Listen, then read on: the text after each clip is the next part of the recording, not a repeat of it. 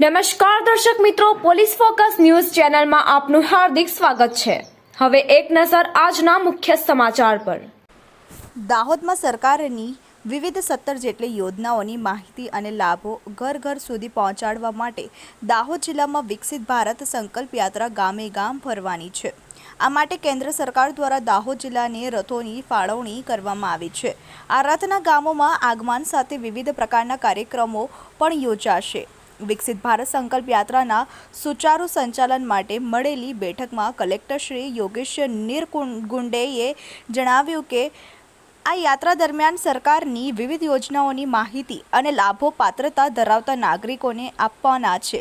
યાત્રા દરમિયાન દાહોદ જિલ્લામાં 100% લાભાર્થીઓને વિવિધ યોજના હેઠળ આવરીને આયોજન સાથે યોજનાની માહિતી લોકો સુધી પહોંચે એ માટે ગામડાઓમાં સંબંધિત વિભાગના અધિકારીઓ દ્વારા માર્ગદર્શન પૂરું પાડવામાં આવ્યું હતું।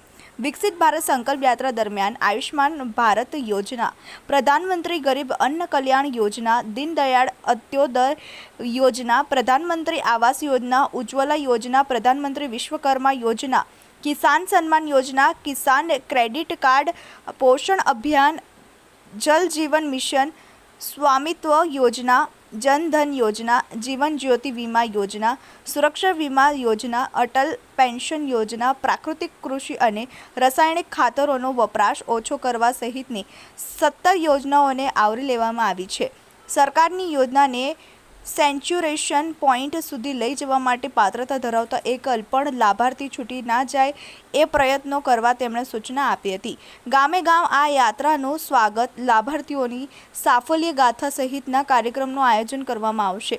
આ બેઠકમાં જિલ્લા વિકાસ અધિકારી શ્રી ઉત્સવ ગૌતમ, નિવાસી અધિક કલેક્ટર શ્રી એ.બી. પાંડોર, જિલ્લા ગ્રામ વિકાસ એજન્સીના નિયામક શ્રી બી.એમ. પટેલ, સર્વે પ્રાંત અધિકારીશ્રીઓ, નાયબ જિલ્લા વિકાસ અધિકારી શ્રી મિલિંદ દવે, જિલ્લા ખેતીવાડી અધિકારી શ્રી પ્રતીક દવે, સર્વે મામલતદારશ્રીઓ, સંબંધિત તાલુકા વિકાસ અધિકારીશ્રીઓ સહિત વિવિધ વિભાગના અધિકારીઓ ઉપસ્થિત રહ્યા હતા। મિત્રો, આવા જ અવનવા સમાચાર જાણવા માટે અમારી ચેનલને લાઈક કરો, સબસ્ક્રાઇબ કરો અને બેલ આઇકોન પર પ્રેસ કરો, જેથી અમારી ન્યૂઝની બધી જ અપડેટ આપને મળતી રહે।